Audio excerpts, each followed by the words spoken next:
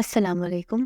तो आज मैं आप लोगों को किसी और का नहीं बल्कि ख़ुद के साथ पेश आने वाला एक वाक़या बताने लगी हूँ। ये भी रिसेंटली मेरे साथ हुआ है। बेसिकली मैं हॉस्टलाइड हूँ, यहाँ पर पढ़ रही हूँ और हॉस्टल में रहती हूँ। तो ये वाक़या एक हॉस्टल की लड़की का है। वो लड़की अक्सर रात को वॉक करने के लिए खाने के बाद हॉस्टल से बाहर जाया करती थी। या हॉस्टल के सामने एक पार्क बना हुआ है छोटा-सा। हम उसे काफ़ी मना करते हैं कि ना जाया करो, पार्क है, रात को खाली होता है। ऑब्वियसली सर्दियाँ चल रही हैं और दरख्त भी बहुत ज़्यादा हैं। एक उसे आदत है बहुत तेज़ खुशबू लगाने की। वो बहुत तेज़ फ्रेग्रेंस लगा के, नहा धो के, खाना-शाना खा के वो बाहर पार्क में चली गई। तो हमने उसे कई मर्तबा मना किया है कि वॉक वगैरह इस वक़्त ना किया करो। दूसरी बात ये है कि वो रात को अक्सर छत पे चहलकदमी करने के लिए चली जाती है। वो कहती है मुझसे कमरे में बैठा नहीं जाता, तो मैं या छत पे या पार्क में मुझे टाइम गुज़ारना अच्छा लगता है। हमारा हॉस्टल एक सोसाइटी के अंदर है और ये सोसाइटी रात को काफ़ी सुनसान हो जाती है। मतलब सर्दियों के रातें हैं, कोई भी आपको बाहर नज़र नहीं आएगा। कुछ दिन पहले ये वाक़या हुआ है कि वो लड़की अजीब-अजीब सी हरकत कर रही थी। मेरी एक फ्रेंड है, उसने मुझे बताया कि मैंने देखा, उसका नाम सपोज़ कर लें मिनाहिल। कहती मैंने मिनाहिल को देखा कि वो पार्क में अकेली चली गई है और जाके काफ़ी देर पार्क के अंदर जाके एक बेंच के पास खड़ी रही है, बेहिस्सा हरकत। कोई मूवमेंट नहीं कर रही थी, लग भी नहीं रहा था कि कुछ कर रही हो वो, जैसे बस खड़ी किसी चीज़ को देख रही है। और वो कहती कि मिनाहिल किसी दरख्त को देख रही थी। मेरी फ्रेंड कहती कि मैं काफ़ी डर गई, मैंने आवाज़ें भी दी उसे। मेरी फ्रेंड छत पे खड़ी हुई थी, तो पार्क का और हमारे हॉस्टल का इतना फासला नहीं है। तो मेरी जो दोस्त आलिया है वो कहती है कि मैं काफ़ी देर छत पे खड़ी उसे ऑब्जर्व करती रही, कोई 10 से 15 मिनट मुसलसल उसको देखा, ना उसने कोई हरकत की, ना वो इधर से आगे पीछे हुई, बस एक मुसलसल दरख्त को देखी जा रही है। कहती मैं घबरा गई, मैं नीचे आ गई, मैंने इतना गौर नहीं किया।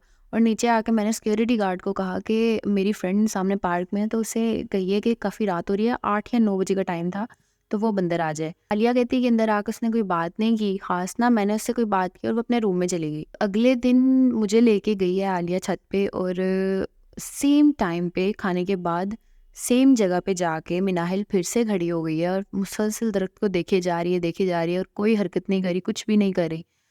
मैं और मेरी फ्रेंड जो है काफ़ी परेशान हो गए। हमने सोचा कि देखना चाहिए कि इसके साथ क्या मामला है, ये क्यों इस तरह से अजीब अनयूजुअल सी हरकतें करी है, कभी इसने ऐसे पहले नहीं किया। वो बहुत जॉली सी लड़की है। तो हमने सोचा कि चलो पता करते हैं। फिर अंकल सिक्योरिटी गार्ड को लेकर हम लोग खुद, मैं और आलिया, हम लोग गए पार्क में और उसको लेकर आए। मैंने जब मिनाहिल की आँखों में देखा तो मुझे एक अजीब-सा खौफ़ आया। मतलब वो बहुत अजीब तरीके से देख रही थी, जैसे वो मिनाहिल नहीं थी। उसका बिहेवियर भी बहुत अजीब होता जा रहा था। वो हम में से किसी को बुला भी नहीं रही थी। मैंने 1-2 मर्तबा पूछना चाहा कि मिनाहिल क्या हुआ है तुम्हें? उसने इस बात का कोई जवाब नहीं दिया। ख़ैर चुपचाप हम अंकल के साथ अंदर आ गए हॉस्टल में और उसको उसके रूम में छोड़ा और मैं और आलिया अपने कमरे में आ गए। एक और बात मैं आपको बताती चलूँ, ये बहुत क्रीपी सी एक चीज़ हमारे साथ हुई थी। मैं और आलिया अक्सर हम लोग पेपर्स में रात को किचन में जाकर कुछ ना कुछ कुक करके खाते हैं, क्योंकि सारी रात पढ़ना होता है तो भूख लग जाती है रात में। इसी तरह हम जा रहे थे तो ये मिनाहिल छत की किसी कोने में नीचे बैठी हुई थी ज़मीन पे और मुसलसल किसी चीज़ को घूरे जा रही है। ग्रिल लगी हुई थी और उस तरफ जो है ना खाली प्लॉट्स हैं, कुछ भी आबादी नहीं है वहाँ पर। आलिया उसकी तरफ जाने लगी, मैंने आलिया का हाथ पकड़ लिया क्योंकि मुझे पता लग गया था कि कुछ ठीक नहीं है, अनयूजुअल सी चीज़ हो रही है। मैंने आलिया को बोला कि हमें इन चीज़ों में खुद इन्वॉल्व नहीं होना चाहिए, बल्कि हमें किसी बड़े से कंसर्न करना चाहिए। या तो मिनाहिल के घर बात की जाए। तो हमने ये मुनासिब समझा कि उसके घर वालों को पहले बताया जाए कि मिनाहिल के साथ कुछ ना कुछ प्रॉब्लम ज़रूर है। अब हमें ये भी कंफर्म नहीं था, हो सकता है उसे कोई मेडिकल इशू भी हो, कोई मतलब उसको डिप्रेशन हो या किसी परेशानी में हो। लेकिन जितनी भी परेशान हो वो हमारी दोस्त है, हम इतना उसे जानते हैं कि वो इतनी अनयूजुअल हरकतें नहीं कर सकती। वार्डन से हमने बात की तो वार्डन ने यही बोला कि आप इसके पेरेंट्स से कांटेक्ट करें और या मैं खुद उनसे बात करती हूँ। आंटी को हमने कॉल की तो ये सारा जब माजरा उन्हें बताया, वो काफ़ी परेशान हो गई। लेकिन मिनाहिल के फादर का इन चीज़ों पे कोई यकीन नहीं है, तो उन्होंने यही बोला कि उसको शायद डिप्रेशन का या कोई परेशानी हो, तो आप लोग उसे हॉस्पिटल लेके जाओ, उससे खुद बात करो एक बार, क्योंकि वो काफ़ी दूर के रहने वाले हैं। बेसिकली वो कराची से हैं, तो यहाँ पर वो पढ़ने के लिए आई हुई है मिनाहिल। तो अंकल कहते हैं कि हमारा एकदम से इंस्टेंट आना बहुत मुश्किल है, तो बेटा आप लोग खुद उससे बात करो, उससे पूछो उसे क्या मसला है। फिर हम लोग ट्राई करते हैं कि इस वीकेंड में हम चक्कर लगाएं। हम लोग, मैं और आलिया, एक दिन मिनाहिल के रूम में गए। मिनाहिल सो रही थी। अब अक्सर ऐसे होता था, मिनाहिल को हम जगाते थे तो बड़े आराम से उठ जाती थी, कोई इशू नहीं क्रिएट करती थी।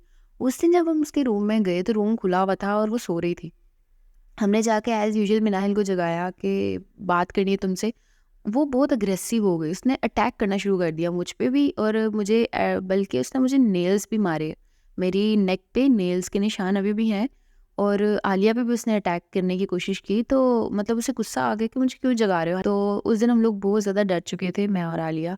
फिर हम लोगों ने यही सोचा कि अभी इसके साथ बात करने का भी कोई फ़ायदा नहीं है, ये अपने आप के अंदर है ही नहीं। फिर हमने ये सारा माजरा वार्डन आंटी को बताया, और उन्होंने यही बोला कि नहीं, आप लोग इन्वॉल्व ना हो, पेरेंट्स से कांटेक्ट करो।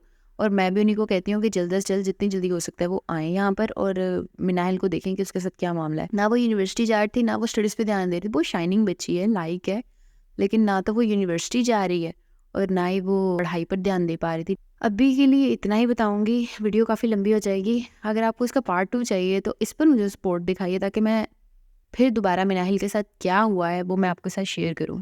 मेरे चैनल को सब्सक्राइब कीजिए, वीडियो को लाइक और शेयर कीजिए। अल्लाह हाफ़िज़।